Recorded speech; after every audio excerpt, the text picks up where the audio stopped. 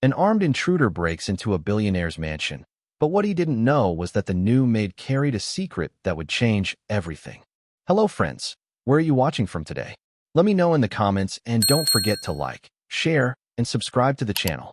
The mansion of the Collins family stood on the slopes of Alpine Hills like a silent sentinel, its white marble columns glimmering under the first rays of the sun.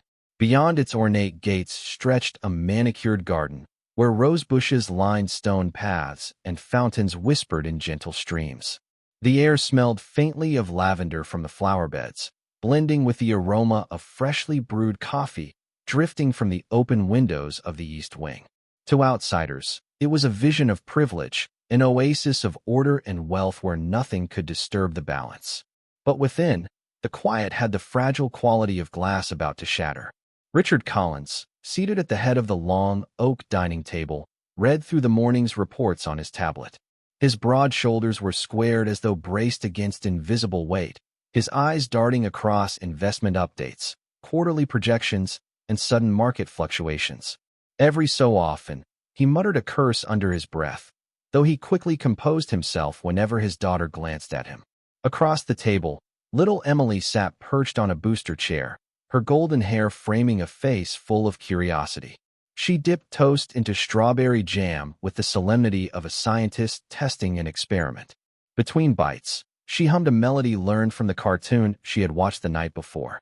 At the far side of the dining room, Mary Duarte arranged fresh lilies into a porcelain vase. She had arrived only 2 weeks earlier, recommended by an agency that specialized in domestic staff for the wealthy.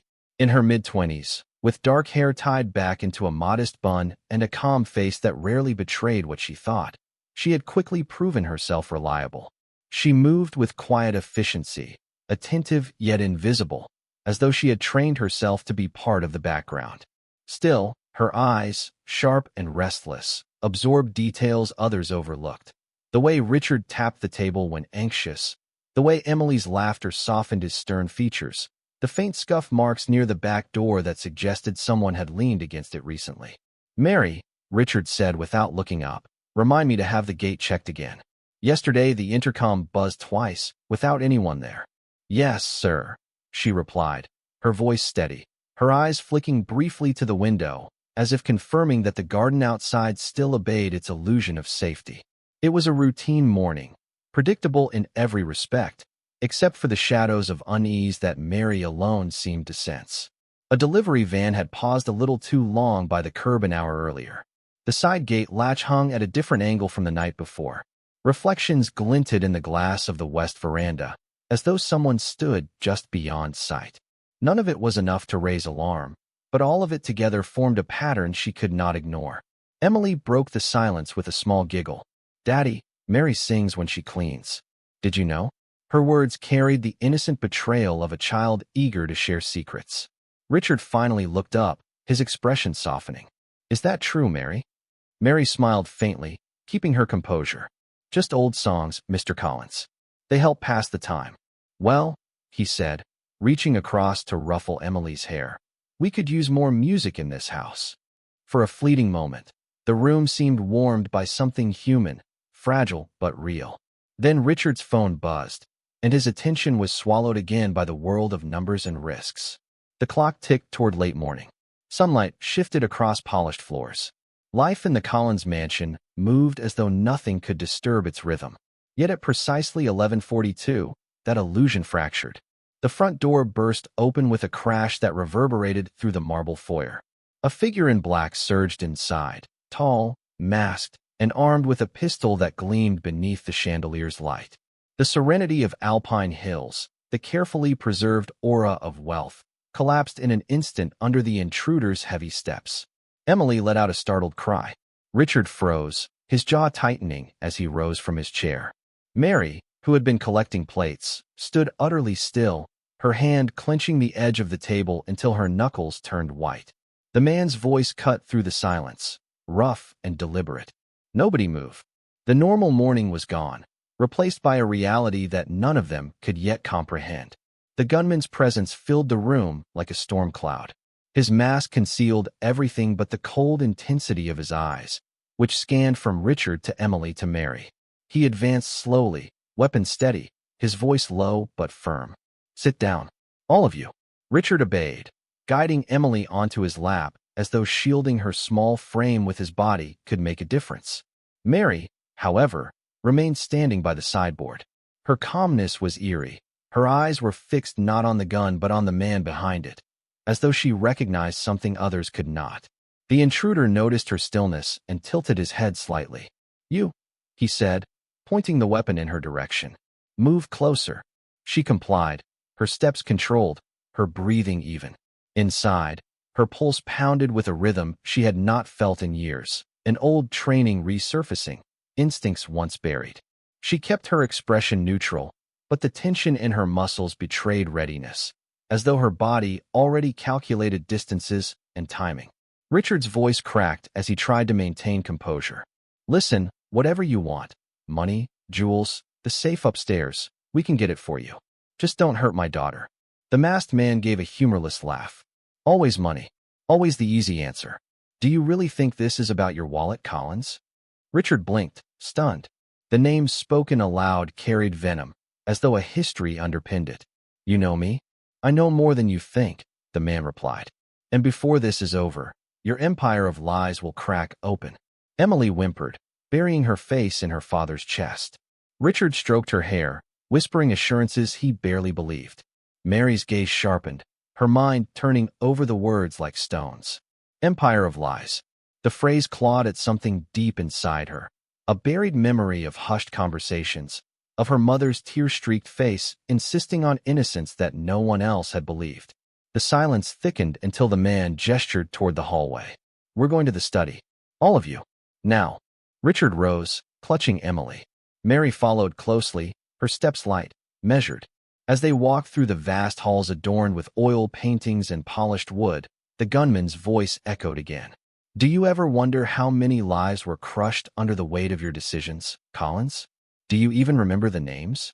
Richard's jaw tightened. I've made mistakes in business, but if this is some kind of personal vendetta. Personal? The man's laugh was sharp, bitter. You have no idea how personal this is. The study doors opened, revealing shelves of leather-bound volumes and the large mahogany desk that dominated the room. Behind it hung a portrait of Richard's late wife, serene and untouchable in her painted frame. The contrast between her calm expression and the chaos unfolding below was almost cruel. Sit, the intruder ordered. Open the safe. Richard hesitated, his mind racing. But before he could move, Mary spoke for the first time since the invasion. Her voice was quiet, controlled, but it carried weight. What is it you're really here for? The man's eyes flicked toward her, and for the briefest instant, the air shifted. Recognition sparked, almost imperceptible, as though her presence unsettled him. He masked it quickly, but Mary had seen enough. She lowered her gaze, hiding the storm inside. Somewhere in the hidden recesses of memory, echoes stirred, whispers of injustice, a name disgraced, a life shattered. She knew then that this moment was not chance. The past, long buried, had finally come to claim its due. The study seemed to shrink under the tension, the air thick with fear and unspoken truths. The masked intruder stood near the desk, the pistol unwavering, while Richard knelt before the safe hidden behind a sliding panel of carved oak. Emily clung to his shoulder, trembling, her small fingers curling into his suit jacket as though he were her only anchor. Mary lingered near the window, her posture deceptively calm, but her mind was ablaze with calculations, angles, distances, the rhythm of the man's breathing. Richard spoke as he worked the dial of the safe. Whatever this is about, you don't have to involve my daughter. She's innocent. She doesn't even know the world I come from. His voice was steady, but sweat glistened along his temple. The intruder's reply was cold. Innocence doesn't erase the sins of the father. Every empire leaves casualties, Collins. You built yours on the ashes of others. Richard flinched at the words, his hands trembling slightly on the dial. Mary watched him with quiet intensity, wondering how much truth lay in the accusations. For 2 weeks, she had moved silently through the mansion, cleaning surfaces, arranging flowers, folding linens. Yet all the while sensing there was more beneath the polished surface of Richard Collins's life. Now, piece by piece, the mask of wealth and control was being peeled away. Please, Richard said, turning the dial. Just take what you came for and leave. Not until the truth is spoken. The intruder snapped. His voice cracked, not with weakness, but with suppressed fury. For a brief second, the mask of menace slipped, revealing something raw and deeply personal beneath. Mary stepped forward slightly, her eyes fixed on him. Truth, she echoed softly. That's what you're after? The man turned sharply toward her, suspicion flashing in his gaze. Don't try to distract me. I'm not, she replied. Her voice was steady, her expression unreadable. I just want to understand what kind of truth drives a man to storm a house with a gun. Silence followed, heavy and suffocating. The intruder's hand flexed on the weapon, as though weighing whether to silence her. But instead he looked away, his chest rising with a shuddering breath. For a fraction of a second, his posture softened, and Mary recognized something that no one else seemed to notice.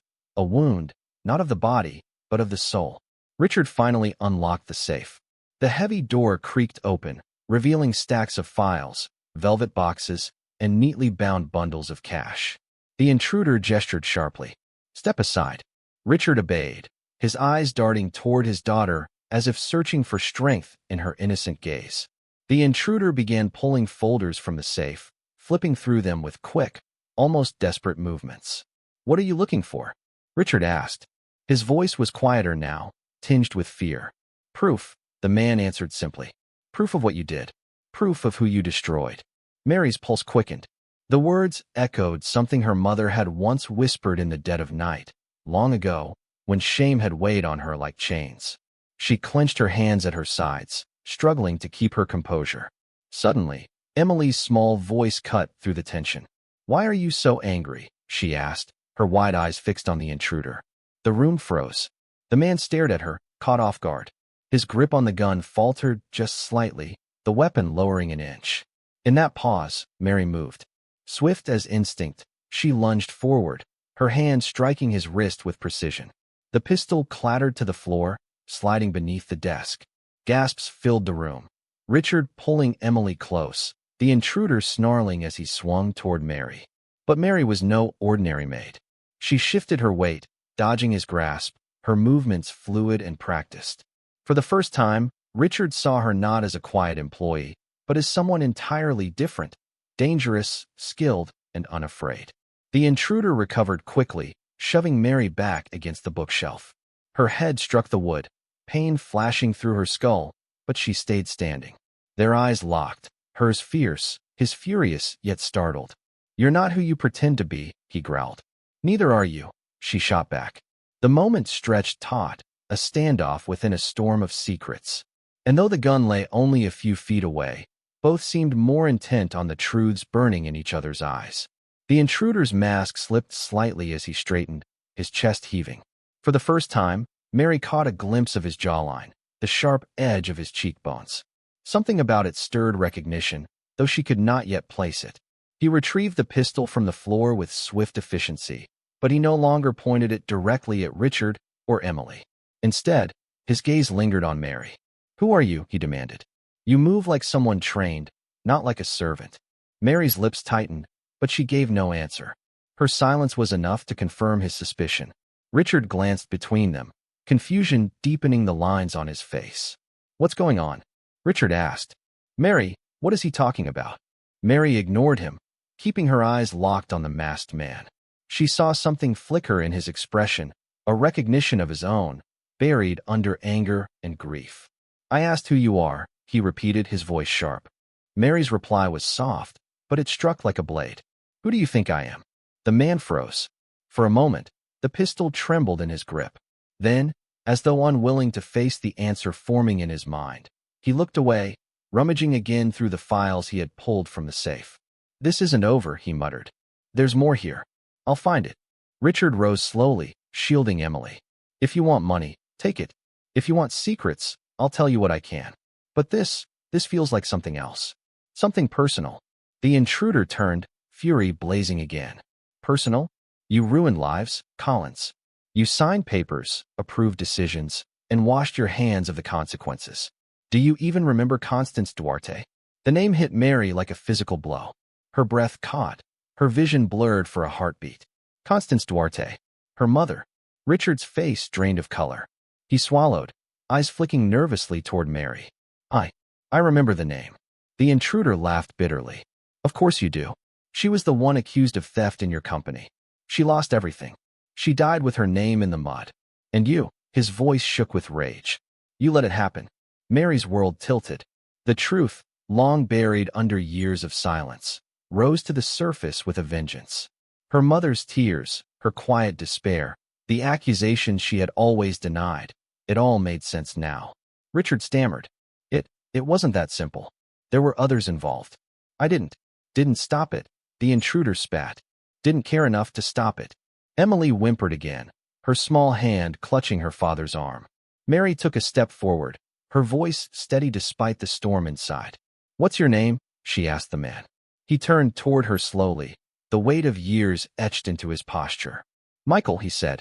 Michael Duarte. The world seemed to shatter around Mary. She staggered, gripping the back of a chair. Her brother. The brother her mother had told her she'd never see again. The brother separated from her by silence, by lies, by injustice. Richard looked between them, realization dawning in horror. You know each other?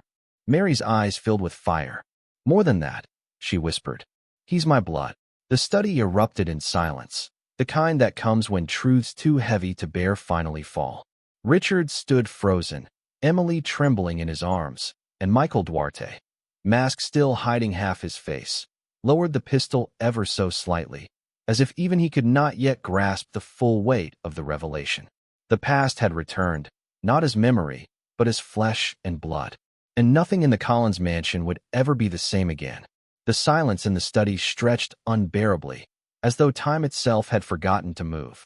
Richard clutched Emily, his knuckles white against her tiny arm, while his gaze darted between Mary and the masked intruder who had just revealed his name.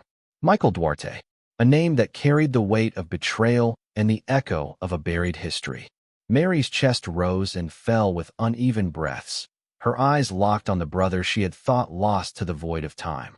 Michael, still holding the pistol, seemed shaken by the revelation, though he fought to keep his voice hard. You shouldn't even be here, Mary. You don't know what this man has done. You don't know what he cost us. Mary's voice was quiet but firm.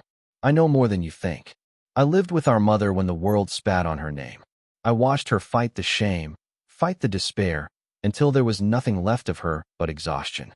I know exactly what Richard Collins allowed to happen. Richard winced as though the words themselves struck him. He wanted to defend himself, to claim ignorance, but something in Mary's eyes warned him. Excuses would shatter against her truth. He set Emily gently on the chair beside him, his hands trembling as he straightened. Listen to me, both of you. That time was complicated. Constance Duarte wasn't. Don't say her name like you remember her, Michael interrupted, his voice sharp as broken glass. She was my mother before she was a name in your files. And she died carrying a stain she didn't deserve. Because of you. Mary's gaze softened slightly as she looked at Michael. She saw not only the anger but also the pain etched deep in him. This wasn't just vengeance. It was grief disguised as fury. Emily, too young to understand, whispered timidly, "Why is he angry at you, Daddy?" Her words cut through the tension like a knife.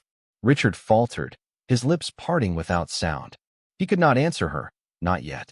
Mary knelt by Emily's chair, brushing a strand of hair from her face. "Because sometimes grown-ups make mistakes that hurt people," she said gently. "And sometimes those people come back to ask why." Michael's jaw clenched, but he didn't raise the weapon again. His eyes darted to Mary with an intensity that bordered on desperation. "You don't get it, Mary. He needs to pay.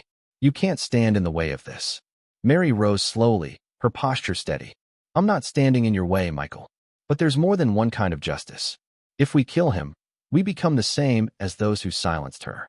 But if we bring the truth into the light," she let the sentence hang, the implication filling the air. Richard stepped forward, his hands open, palms visible. "I admit I was weak. I let others make decisions I should have fought. I thought protecting the company meant staying silent. But I never wanted Constance to suffer." Michael barked a bitter laugh. "Weakness is just another word for cowardice." Mary's eyes flicked to the files scattered across the desk. "Michael, the answers you want, they're in here. Not in the barrel of that gun." Michael hesitated. For the first time, the pistol dipped lower, his grip loosening slightly. The conflict within him was visible, a storm he had carried for years breaking against the rocks of this confrontation. But Richard saw his chance and made a grave mistake. If you're after money, I can make it worth your while. Enough to erase whatever hardships you've endured. Michael snapped, raising the gun again. Money? After everything? Do you think this is about a price tag? The words rang out, echoing through the mansion's walls. The fragile truce shattered, and the division between them deepened. Yet even in the midst of rage, one thing became clear. Alliances were forming in ways none of them could have predicted. Mary, bound by blood to Michael but torn by duty to protect Emily, stood at the center of the fracture. For every step forward, the ground beneath them seemed to crack wider, threatening to swallow them all. The afternoon sun filtered through the heavy drapes of the study, casting long shadows that seemed to dance with menace. The documents Michael had pulled from the safe lay scattered like fallen leaves: financial records, confidential memos, internal reports. Pages rustled as he rifled through them with one hand, the other still clutching the pistol though his aim wavered. Mary moved closer to the desk, her eyes scanning the papers. One file, half buried beneath the others, caught her attention. She slid it free with deliberate care, her heart pounding as she read the heading. Internal Disciplinary Proceedings, Constance Duarte. Her throat tightened. The words on the page confirmed what her mother had always claimed. There had been discrepancies in the financial accounts, but the investigation had been manipulated. Signatures forged, testimonies twisted, evidence planted. And at the bottom of the document, a name appeared: Ulysses Pratt. Richard stiffened as Mary read aloud. This wasn't about Mother. It was Pratt. He orchestrated it all. And you. Her eyes rose to Richard, blazing with accusation. You signed off on it. Richard's face paled, his hands trembling as though the ghosts of the past had returned to haunt him. I didn't know how deep it went, he whispered. I trusted him. By the time I realized, it was too late. Michael slammed a fist onto the desk. Too late? She lost everything. We lost everything. His voice cracked under the weight of grief. You think a confession now changes what happened? Mary's gaze remained on Richard, unyielding. Why didn't you speak out? Why didn't you clear her name when you had the chance? Richard looked away, shame clouding his features. Because I was afraid. Afraid of losing the company, the power, the reputation. I told myself silence was the price of survival. Emily, sensing the storm though not its depth, whispered, Daddy. Her small voice was like a thread holding him to the present. Richard knelt before her, tears brimming in his eyes. I made mistakes, sweetheart. Terrible mistakes. Michael raised the gun again, but Mary stepped between him and Richard, her voice cutting through the rising chaos. If you pull that trigger, all you'll do is bury the truth with another act of violence. Our mother deserves better than that. She deserves the world to know she was innocent. Michael's breath came in ragged gasps. His grip faltered, and the gun lowered by inches. And if the world refuses to listen? Mary held up the file, her voice steady as iron. Then we'll make them listen. Together. The weight of her words hung in the room. For the first time, Michael's fury seemed to break, replaced by something rawer, more vulnerable. His eyes glistened, though he quickly turned his face away. Richard, still kneeling beside his daughter, looked at Mary with something like awe. He had hired her as a maid, but now he saw the warrior within, the daughter of the woman he had failed, the sister of the man who now stood as his accuser. Secrets had been revealed, and with them, the fragile beginnings of a new path emerged. But as the documents spread across the desk whispered of deeper conspiracies, one thing was certain: the storm was far from over. The truth had only begun to surface, and with it came the promise of both justice and ruin. The Collins mansion seemed to hold its breath as night fell. Outside, Alpine Hills basked in a false calm, its winding roads quiet under street lamps. But inside the study, the atmosphere grew heavier with every tick of the clock. The papers scattered across Richard's desk were no longer just records. They were ghosts, each page whispering accusations, each figure carrying the weight of injustice. Michael stood by the desk, the pistol still in his hand though his grip had loosened. His eyes darted between the files, Mary and Richard, the storm within him tearing at the edges of his control. Mary remained close, poised like a tightrope walker suspended above disaster. Richard, for once, had no numbers or strategies to shield him. He faced only the truth and the family whose lives had been dismantled by his cowardice. "We can't go back now," Michael said at last, his voice hoarse. "The moment I walked into this house with a gun, the world changed. For me, for you, for her." His eyes flicked to Mary. "We've crossed a line that doesn't let us return." Mary's expression softened. "Then we choose what we do with the road ahead." Richard interjected, desperation seeping into his tone. "There are ways to fix this. I can call the police, admit everything, hand over the documents." Michael spun toward him, fury igniting again. "And you think they'll believe you? That the system you fed for decades will suddenly turn against men like Pratt because you've grown a conscience?" Richard flinched. The truth was too sharp, too precise to deny. Emily's small voice rose again, fragile but piercing. "Why are you yelling?" She clutched the stuffed rabbit Mary had given her earlier that week, her eyes wide and glassy. The innocence in her tone hung in the room like a reminder that not all had been poisoned by the past. Mary knelt beside her, brushing a tear from her cheek. "Sometimes, when people are hurting, they yell because they don't know how else to speak." Michael's jaw tightened, but her words reached him. For a moment his hand trembled, the pistol lowering once more. Mary straightened, her gaze cutting through the dim light. "Michael, we have what we need. The documents prove Mother's innocence. We don't need blood. We need the truth to breathe again." He shook his head. "You don't understand. I've lived my whole life waiting for this. I dreamed of this moment, of holding him accountable with my own hands. Without it, who am I? Just a man chasing ghosts." Her eyes softened with pain. "No, you're more than vengeance. You're her son." And she believed, until her very last breath, that truth was stronger than violence. "You know that." Richard stepped forward, voice breaking. "She deserved better than what I gave. If you need my ruin to honor her, then take it. But leave Emily out of this." The words startled even himself. He had never been a man to offer surrender, but now he stood bare, stripped of all pretense. Michael studied him, torn between hatred and something else, perhaps recognition of a man finally confronting his own reflection. The decision weighed heavy, his finger hovering near the trigger though his eyes betrayed conflict. At that moment, Mary moved between them once more, her body a shield, her voice like steel wrapped in velvet. "Then decide, Michael. Are you going to kill him and bury our mother's truth forever? Or are you going to honor her by letting the world finally see what was done to her?" The question hung in the room like a blade suspended over all their lives. It was the point of no return.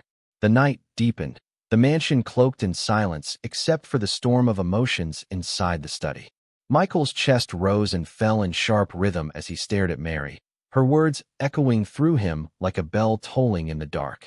His grip on the pistol slackened further, yet he did not release it. Richard, sensing the fragile balance, dared not move. Emily clung to him, her small heartbeat fluttering against his chest, grounding him in a way no fortune or empire ever had. For the first time in years, he saw himself not as a man of power, but as a father, stripped to his essence, terrified of what his daughter might witness. Michael exhaled slowly, his voice almost a whisper. "If we let him live, what guarantees do we have? What if he hides the truth again?" Mary lifted one of the files, holding it high. "We won't let him.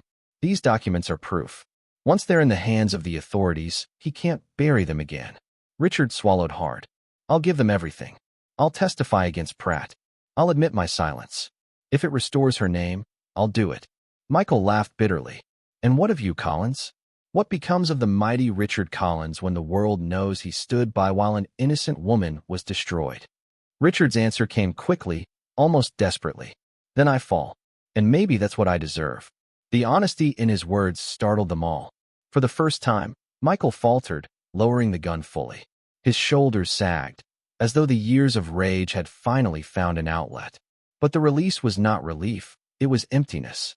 Mary stepped closer, gently pushing the pistol from his hand. It fell to the carpet with a dull thud, the sound strangely final. "It's over, Michael," she whispered. But it wasn't. The sharp ring of the house phone shattered the fragile peace.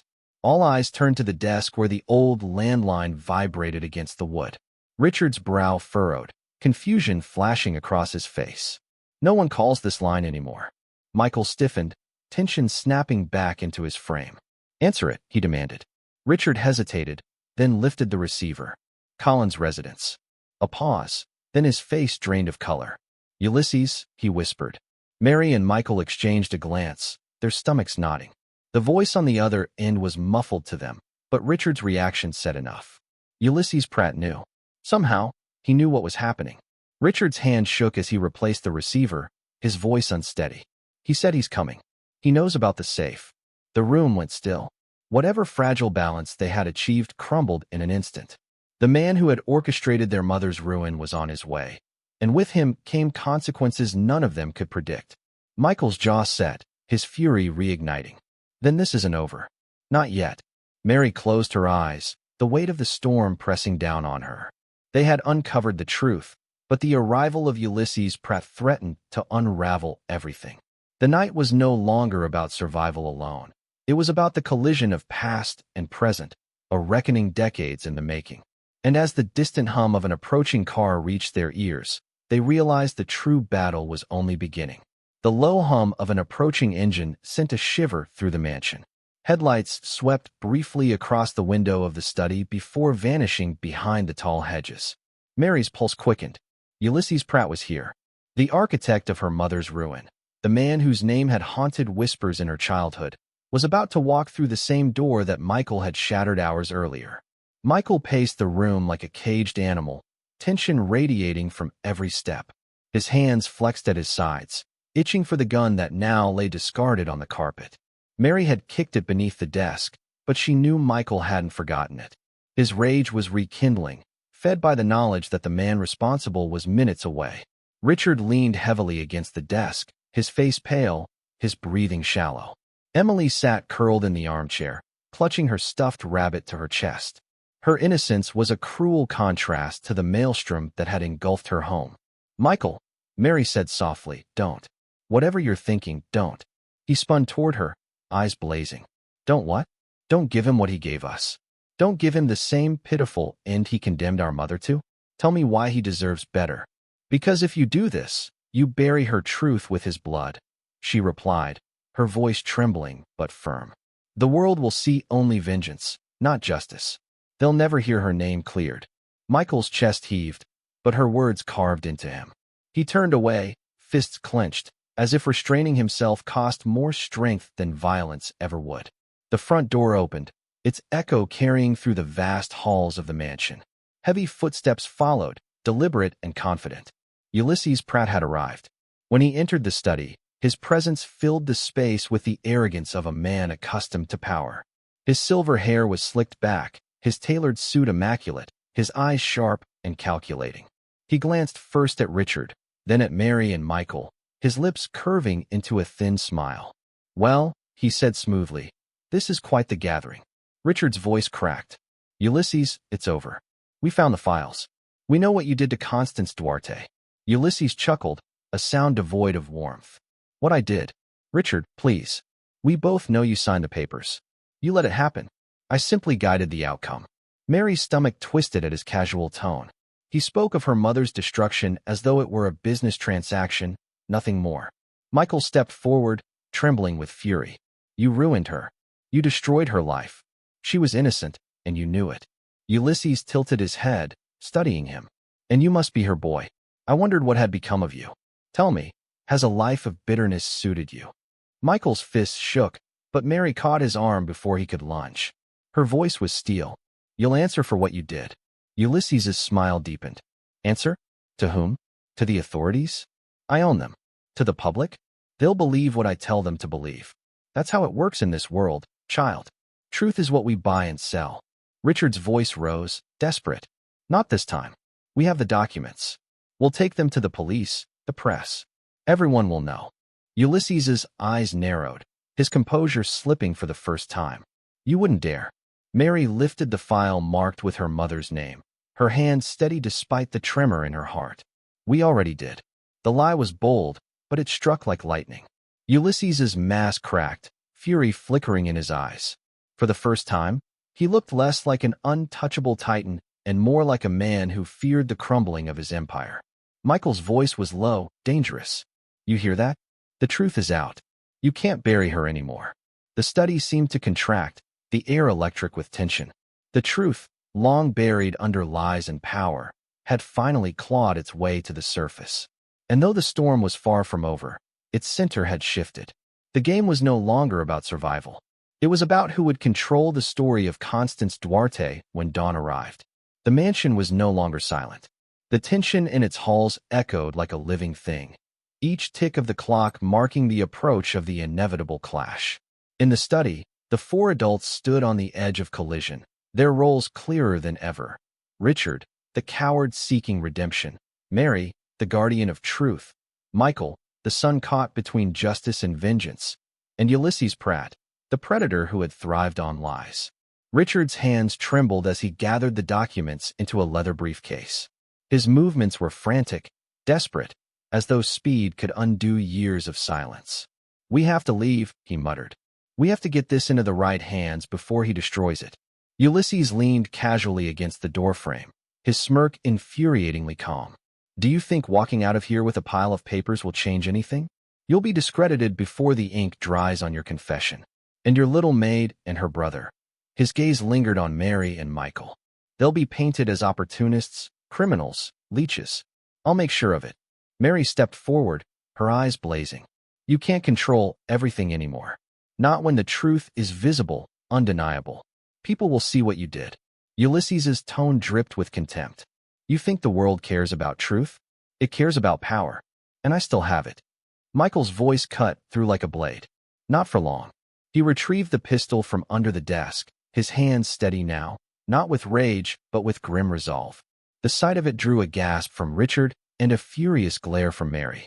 "Michael, no," she said, stepping toward him. "Don't let him drag you down to his level." Michael's eyes flicked to her, pained but resolute. "You don't understand. He'll never let this truth live. Not while he breathes." Richard spoke quickly, his voice urgent. "If you kill him, Michael, everything dies with him. The documents will be dismissed as fabrications. Your mother's name will remain tarnished, and you'll be hunted for murder." Is that what Constance would have wanted? The name hung in the air, silencing them all. Michael's arm trembled, the pistol wavering between Ulysses and the floor. His mother's face rose in his memory, her weary smile, her whispered promises, her faith in truth despite the world's cruelty. Mary touched his arm gently, her voice a whisper meant only for him. She wanted us to be free, not chained to hate. The fight in him cracked. His eyes burned with tears he refused to shed, but slowly, painfully, he lowered the gun. The thud as it struck the desk was both surrender and salvation. Ulysses's smile returned, smug and venomous. "Pathetic, just like your mother." The words were a spark in dry tinder. Michael lunged, fists colliding with Ulysses's jaw. The older man staggered, crashing against the bookcase. Books tumbled, a lamp shattered, the room descending into chaos. Mary pulled Michael back before he could strike again, her voice urgent. "Not like this. We'll fight him, yes, but with her weapon, with the truth." Richard, shaken but galvanized, clutched the briefcase to his chest. "Then we leave now. We take this to the world before he can stop us." Emily clutched Mary's hand, her small voice trembling. "Will we be safe?" Mary knelt, pressing a kiss to her forehead. "As long as we hold on to the truth, we'll be safe." But as Ulysses staggered upright, his fury unmasked, the promise felt fragile. The confrontation ahead would not only determine the fate of the Collins Empire, it would decide whether Constance Duarte's name was resurrected or lost forever. The night had sharpened into its final act, and every step forward carried them closer to the reckoning none of them could avoid. The air inside the mansion quivered with violence, barely restrained. Ulysses Pratt stood with blood on his lip from Michael's blow, his eyes blazing with cold fury. Richard clutched the briefcase of incriminating documents as though it were both shield and salvation. Mary held Emily close, her steady presence the only calm in the tempest. Michael's chest heaved, his fists still trembling, his rage smoldering like a fire not yet extinguished. "This since tonight," Ulysses growled, his voice cutting like steel. "You think those papers mean anything? I've buried worse scandals and walked away unscathed." Richard straightened, his face pale but resolute. For decades, he had survived by hiding behind money and influence, but now something new flickered in his eyes, a desperate courage born of guilt. "Not this time. I won't hide anymore. I'll testify. I'll tell them everything you did, and everything I let happen." Ulysses sneered. "And you think they'll believe you over me? You're finished, Richard. Without me, you're nothing." Mary stepped forward, her voice like a blade honed on grief. "He doesn't need to be believed alone. We'll speak too. We'll show them the files. We'll show them who my mother really was. The truth doesn't belong to you anymore, Ulysses. It belongs to us." Ulysses's gaze snapped to her, narrowing in recognition. "So you're Constance's daughter." His smirk twisted. "She begged for mercy once. She didn't get it. And neither will you." Before he could move, Michael lunged, tackling him to the ground. The two men crashed into the desk, sending papers flying. The briefcase spilled open, evidence scattering like leaves in a storm. Richard scrambled to collect the documents, terrified they would be lost or destroyed. Mary pulled Emily behind her, her eyes darting between the fight and the doorway. "We have to get out now," she shouted. But Michael's roar drowned her out as he pinned Ulysses, fists slamming down. Each blow was years of pain unleashed. Ulysses fought back, his age no hindrance to the fury that drove him. The struggle was primal, fueled by hatred and history. "Michael!" Mary cried, her voice sharp with urgency. "Stop! This isn't the way." He froze for a heartbeat, her words piercing the haze. In that pause, Ulysses seized the fallen pistol, his hand twisting it toward Michael's chest. A scream tore from Mary's throat as she hurled herself forward. Her hand struck Ulysses's wrist, the gun discharging with a deafening crack. The shot buried itself in the ceiling, plaster raining down. Richard dove for the weapon, prying it free from Ulysses's grip. For once, he did not hesitate. He pointed it at his former partner, his hand trembling, but his eyes burning with resolve. "It's over, Ulysses," he said, his voice low, steady. "For her. For Constance." Ulysses froze, fury etched into every line of his face. Slowly, Richard lowered the gun, setting it on the desk. No more blood. Only truth. The room fell silent, the kind of silence that follows storms, fragile and profound. Papers lay scattered at their feet, each one a fragment of buried truth now exposed. And for the first time in decades, the lies that had defined their lives teetered on the edge of collapse. Dawn broke over alpine hills with a fragile beauty, painting the sky in pale gold and soft lavender. Inside the Collins mansion, the wreckage of the night lay evident: shattered glass, overturned furniture, blood on the carpet. Yet amid the ruins, something new stirred, the beginning of redemption. Police cars lined the driveway, their flashing lights reflecting against marble columns. Detectives moved briskly through the house, gathering the scattered files, bagging them as evidence. Richard had made the call himself, his voice steady as he confessed everything. His silence, his complicity, his cowardice. For once, he had not hidden behind wealth or power. Ulysses Pratt sat in handcuffs on the veranda, his composure cracked, his empire beginning to crumble. His protests to the officers rang hollow, the arrogance stripped from his voice. For the first time, he looked small. Inside, Mary sat with Emily curled in her lap, stroking her hair as the little girl dozed. Emily had cried herself to sleep after the chaos, but now her face was peaceful, untouched by the ugliness of the night. Mary kissed her forehead, whispering a promise she intended to keep. "You'll grow up knowing the truth. Always." Michael stood at the window, staring out at the sunrise. His shoulders sagged with exhaustion, but his eyes were clearer than they had been in years. He had not pulled the trigger. He had not become the monster his rage had threatened to make him.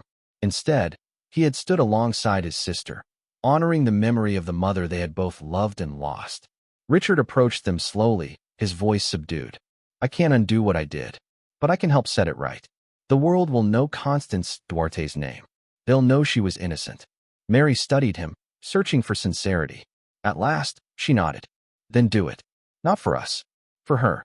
In the days that followed, headlines blazed across the country. Corporate whistleblower exposes decades of corruption.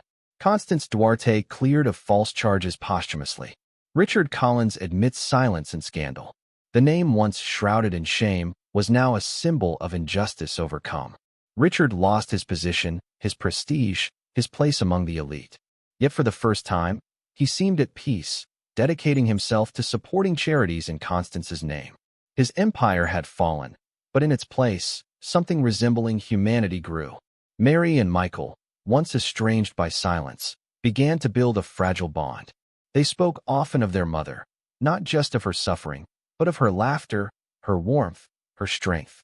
Emily listened to their stories with wide eyes, sketching pictures of a grandmother she would never meet but would always know. In her drawings, Constance was always a star, shining in the night sky. One evening, as the three of them sat in the garden, Mary looked up at the twilight. "She wanted truth to be our only weapon," she whispered. Michael nodded, his gaze following hers to the first star that appeared. And in the end, it was. The pain of the past would never vanish. Their mother's absence would always ache. But the truth had triumphed, and with it came dignity, healing, and the chance to walk into a future unburdened by lies. The mansion of Alpine Hills, once a fortress of silence and deceit, now stood as the place where truth had broken through the dark. And as Emily laughed softly in the fading light, the sound carried like a promise that even in the ruins of the past, new horizons could be born. If you made it this far, leave us a comment telling us where you're watching from today and what you thought of the story. If you can, share this video with your friends and family, and don't forget to subscribe to the channel and hit the notification bell to receive new videos. A big hug, and see you tomorrow.